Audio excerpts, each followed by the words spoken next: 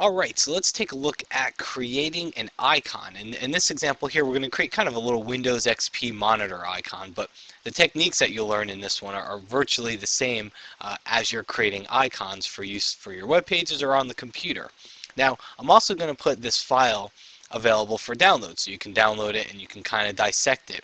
And here's why, because I don't necessarily think I don't know if I can classify this as an advanced tutorial, but there's a lot of steps to it, and I'm going to move kind of quick through them because it's a lot of repetition, and you'll find out it's a lot of the same thing. So I'm going to put it available for download so you can actually look at it. You can use the same colors, the same gradients, and you don't have to worry about trying to write all of it down now.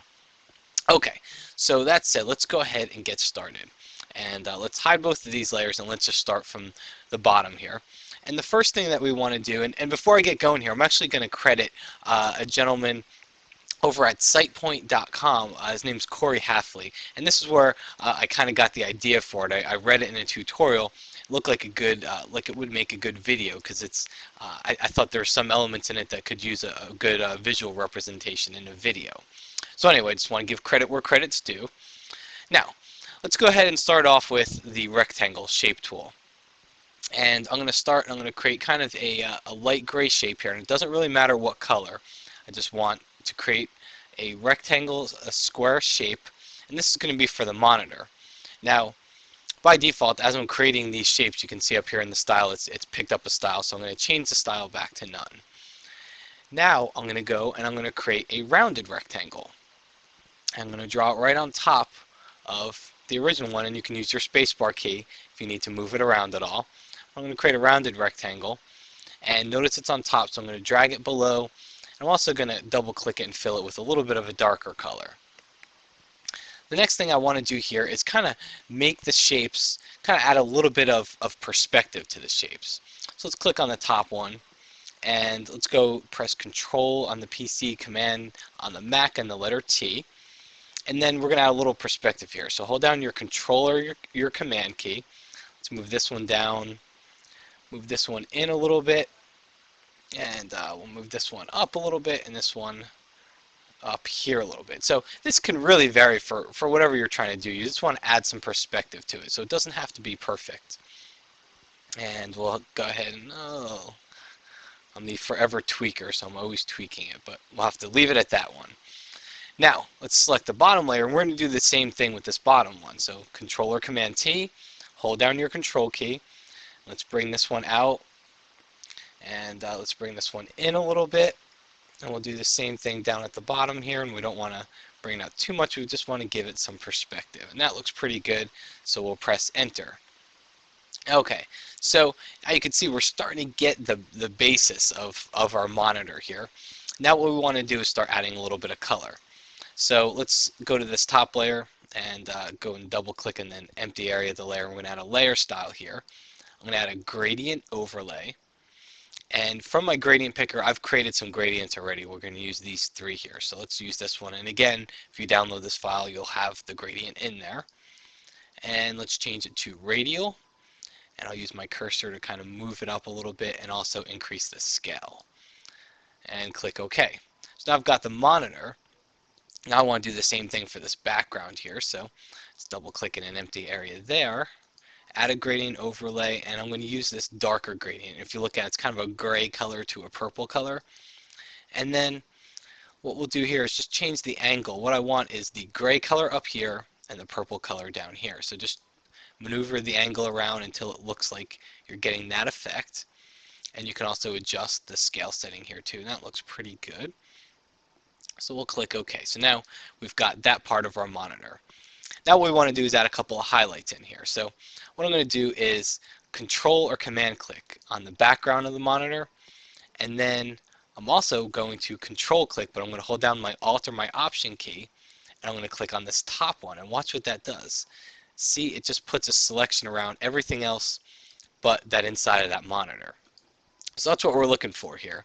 And now what we're going to do is contract this selection. So I'm going to go to Select, Modify, Contract, and let's try 3 pixels, see what that looks like, and that looks pretty good.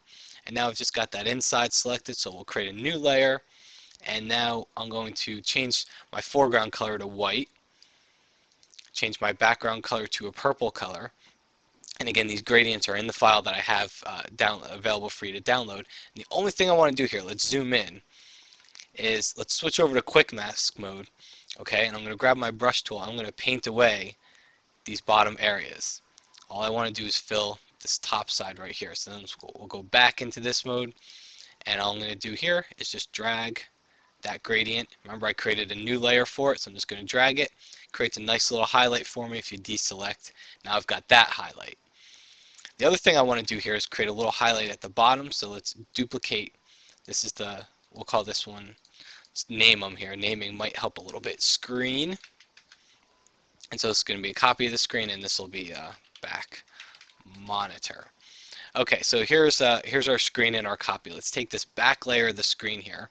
I'm going to double click the layer style. I'm going to edit this gradient overlay a little bit, and instead of this blue gradient, I'm going to use the purple one. Okay, and now let's use our move tool to kind of move this one down. You can see it's still purple down here. It kind of started to come into the picture. Well, go in and edit the layer style and just change this angle right here.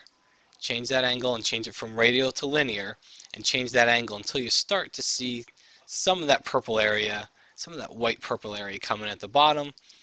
Click OK, and then again, Control or Command T, and let's just hold down the Control key here and bring that one up.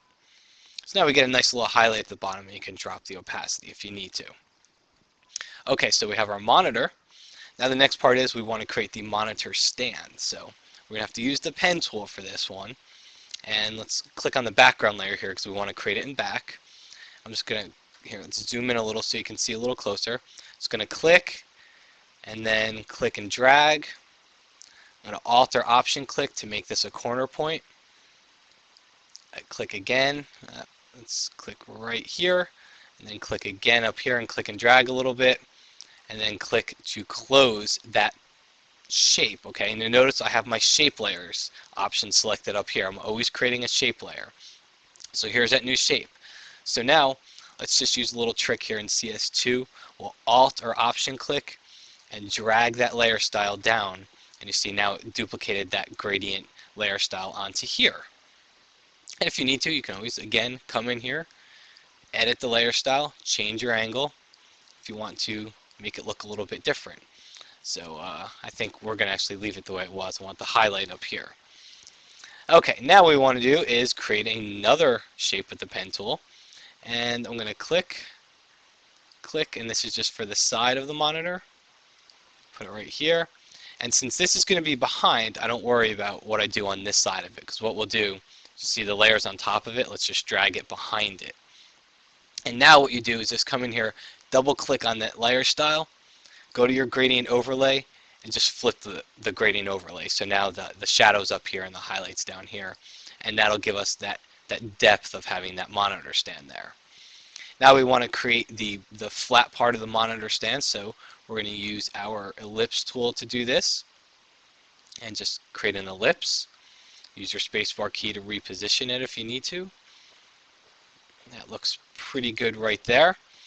Now, I'm not crazy about the default layer style it just added to it, so let's double click our gradient overlay here, and let's go add that lighter one that we have. And now we're going to duplicate this layer and select the bottom one, and let's transform it a little. So just hold down your Alt or Option key and your Shift key, press the Enter key, and now what we want to do is just reverse that gradient overlay layer style here. So just click the reverse button, and see now you kind of get a little bit of an edge effect there. We also want to add a stroke to it. Red is not the color we want to add. We'll go in here and let's just sample one of the dark colors. Click OK and drop it down to 1 pixel, and even drop the opacity down a little bit. Click OK, so we're almost there. Our monitor is shaping up pretty nicely. Last thing you would probably want to do here is really just add a drop shadow to it. So let's add a drop shadow to that very bottom layer. Let's move our angle a little bit. We don't want to use global light because I don't want to affect anything else. Move our angle, increase the size just a hair, and drop the opacity. Click OK, and now we have our little XP icon monitor. So as I mentioned earlier, I will make this file available, same place you were actually watching this video. You can go in and download this PSD file, so you can come in here and click on all the gradients and grab the same exact colors that I'm using. But the whole point here is, if you see how I built it, I used custom shapes, free transform. The only time I had to draw something was down here.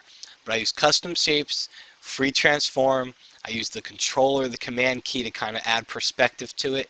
And then the only other thing is, it's all about gradients. Gradients are how you achieve that look that you'll see all the time in those little XP icons, or really any icon for that matter. But gradients are how you're going to see that look achieved here. So gradients and opacity, and you can really get some cool effects. So hope you enjoyed this tutorial. I know it's a little bit long, but I think it's a pretty cool effect. And again, many thanks to the folks over at SitePoint and Corey Halfley.